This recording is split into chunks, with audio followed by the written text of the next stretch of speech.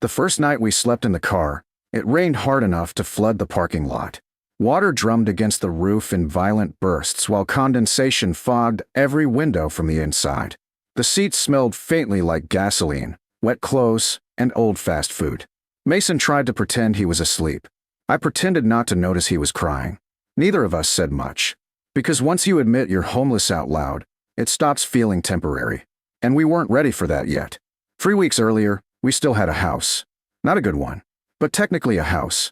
Then my mother's boyfriend decided he was tired of raising freeloaders, which was interesting considering Mason and I paid most of the utilities with grocery store shifts and odd repair jobs. One screaming match later, we were outside with backpacks and nowhere to go.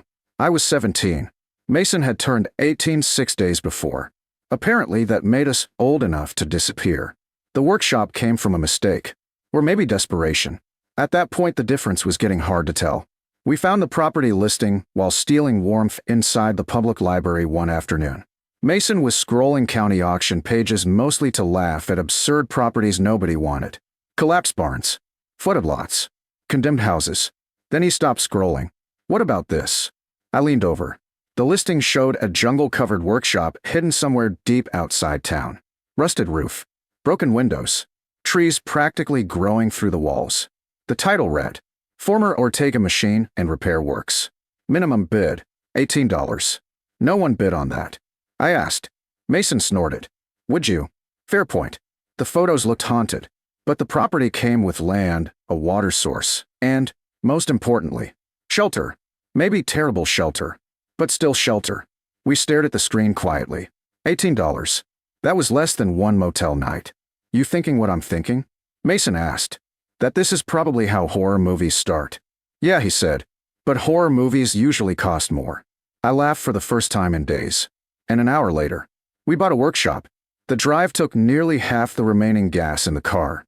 Roads narrowed steadily until pavement became gravel, then dirt, then something barely recognizable as either. Dense tropical forest swallowed everything around us. Vines hung across the road. Water crossed the path in shallow streams. The air grew thick and green and strangely alive. This better at least have walls, Mason muttered. Then we saw it.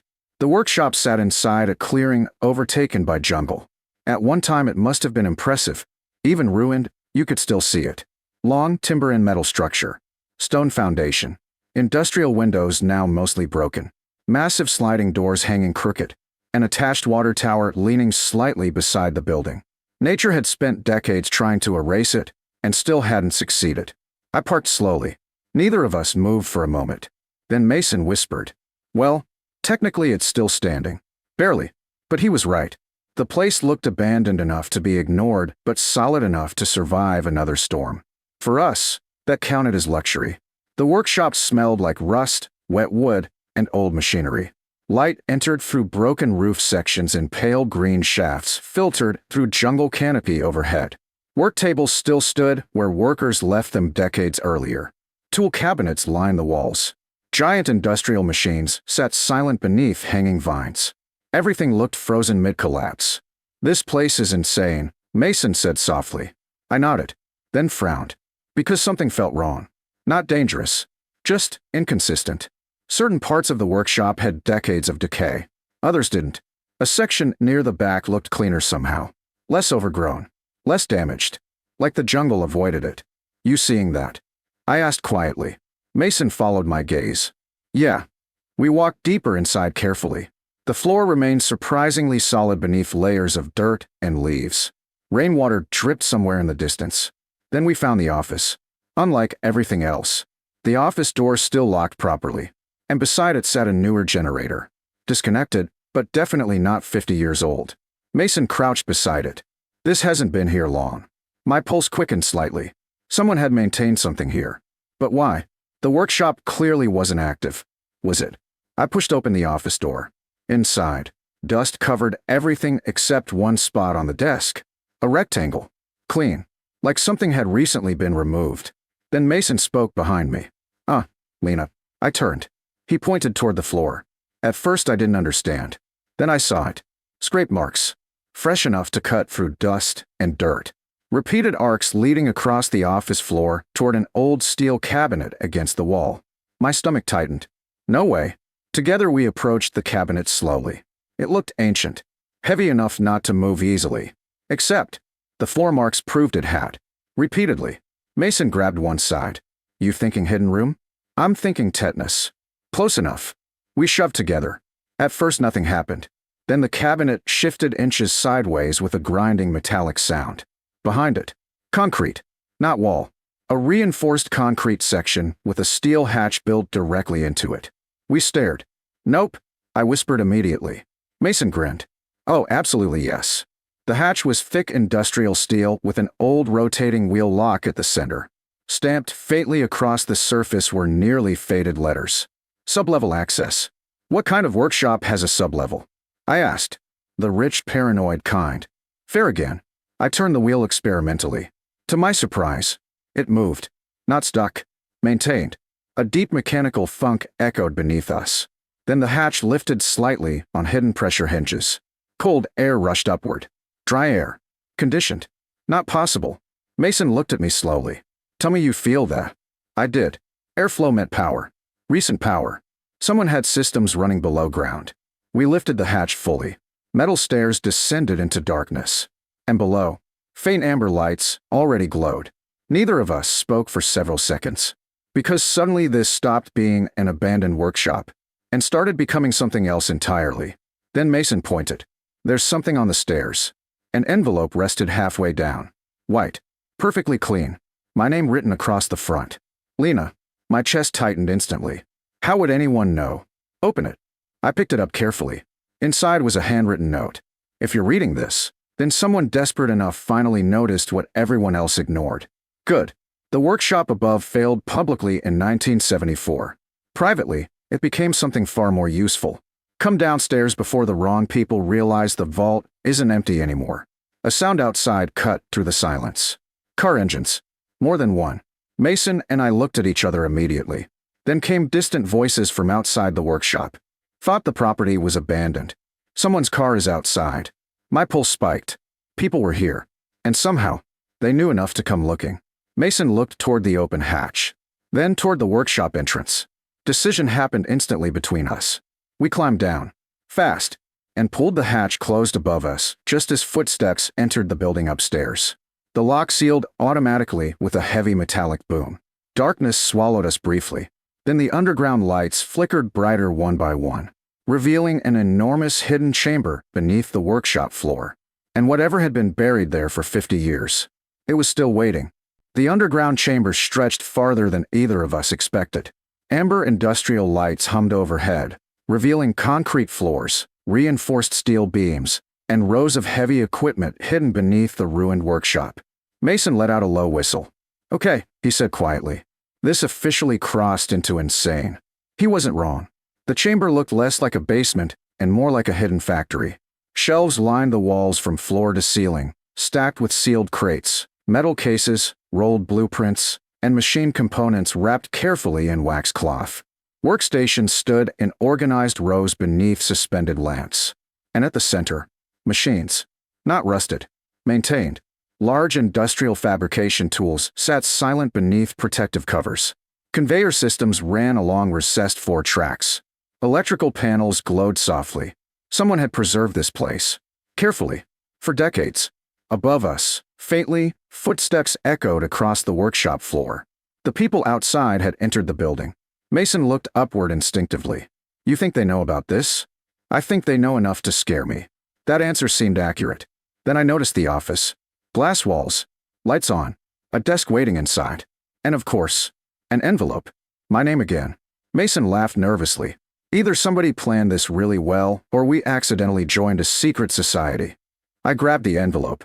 Inside was another handwritten letter. Lena, if you found the vault, then congratulations. You officially paid more attention than most of my relatives ever did. My name is Gabriel Ortega. I built this workshop with your grandfather before both our families became too tired, too broke, or too distracted to understand what we were actually creating. The machine shop upstairs failed publicly after the shipping contracts collapsed in the 70s. Everyone assumed bankruptcy ended the story. That misunderstanding kept this place alive. I looked up slowly. Ortega. Mason frowned. That name's on the building. I nodded and kept reading. The vault beneath the workshop became a private fabrication facility. Small production runs. Specialty engineering work. Quiet contracts for companies that valued precision more than publicity. Most people search for treasure because they don't understand systems are more valuable than objects. Everything here still functions. The contracts still exist. The clients still pay. Mason blinked. Wait. He pointed at the letter. Did he just say clients? I opened one of the ledgers sitting on the desk. Invoices. Shipping manifests. Account records. Recent ones. Very recent. The underground operation wasn't abandoned. It was dormant between jobs. A chill ran through me. Someone's been maintaining this. Mason moved toward the nearest workstation carefully. This equipment alone has to be worth millions. Maybe, but the letter suggested something more important. Income. Structure. A working business hidden beneath a ruin no one valued anymore. I continued reading. One warning. Several former partners know the vault exists, but never found legal access after ownership dissolved. They've spent years waiting for the property to resurface quietly. If strangers arrived after you did, then they're already late. Keep it that way. A loud metallic bang echoed above us. Mason jumped. Pretty sure that's our strangers. Then another sound interrupted us entirely. A sharp electronic beep. Somewhere along the wall, monitors flickered to life automatically. Security cameras. We moved closer. The screens showed views from above. Workshop entrance. Office. Outside clearing. And there they were. 3 men inside the ruined workshop. One older. 2 younger. The older man stood calmly near the hidden hatch location, studying the floor. The younger one searched aggressively. He knows, I whispered, because unlike the others, the older man wasn't guessing. He was remembering. Mason crossed his arms. That guy gives me sold uranium in the 80s vibes. Fair. The older man suddenly looked directly toward the hidden camera, then smiled faintly. Not good. Very not good. A speaker crackled alive overhead. Well, the older man said calmly. Someone finally opened the vault. Mason and I froze. He could communicate directly with the underground system. Who are you? I asked carefully. The man's voice echoed through hidden speakers. Victor Salazar. Former operations manager. That sounds fake. It sounds old. Mason corrected quietly. Victor ignored us. If you're reading Gabriel's letters, then you've already learned enough to become dangerous. I looked around the underground facility again. He wasn't talking about weapons. He meant ownership, control, knowledge. What do you want? I asked. Victor smiled slightly on the monitor. To finish what your grandfather and Gabriel refused to. And what's that? Expansion. There it was again. The same word that always showed up when someone wanted control of something built quietly. Victor stepped closer to the hidden hatch above. This vault survived because it stayed hidden. But hidden things eventually become wasted potential. Mason muttered under his breath. Yeah, he definitely sold uranium. I almost laughed despite everything. Victor continued calmly. I can make this facility profitable beyond anything they imagined. I looked around at the chamber. Machines. Systems. Infrastructure. Already profitable. Already surviving. Hidden because visibility would attract exactly the kind of people now standing above us. Suddenly, the entire philosophy of the place made sense. Mason leaned toward me. He wants us to hand it over. Yeah. You thinking no? Very. Good. Because I was starting to realize something important. People like Victor always arrived late. After risk. After struggle. After someone else built the foundation. Then they called takeover of vision. I stepped toward the control terminal beneath the monitors. Rows of switches lined the panel. Security. Ventilation. Access locks. Emergency containment. Gabriel clearly trusted systems more than promises. Smart man. Victor watched through the camera feed carefully. You're young, he said. That's not an insult. It means you don't yet understand how expensive survival becomes. I thought about sleeping in the car. The rain. The eviction. The constant exhaustion of trying to exist where nobody wanted you. Then I looked around the underground workshop again. Stable power. Working systems. A future hidden beneath a ruin everyone ignored. We understand survival better than you think, I said quietly. Victor's expression hardened slightly. You can't operate this facility alone. Maybe not. But that didn't mean he got to own it. Mason suddenly pointed toward another monitor. Ah, Lena. A second vehicle had arrived outside. Not Victor's people. Different truck. An older Hispanic man stepped out carrying a metal case. Victor noticed him too, and for the first time, he looked annoyed. Interesting. The older man entered the workshop calmly, glanced at Victor, and said, "You're trespassing again." Victor sighed. Luis. Still loyal to dead men. Usually smarter than loyal to greedy ones. Luis walked directly toward the hidden hatch area and spoke clearly.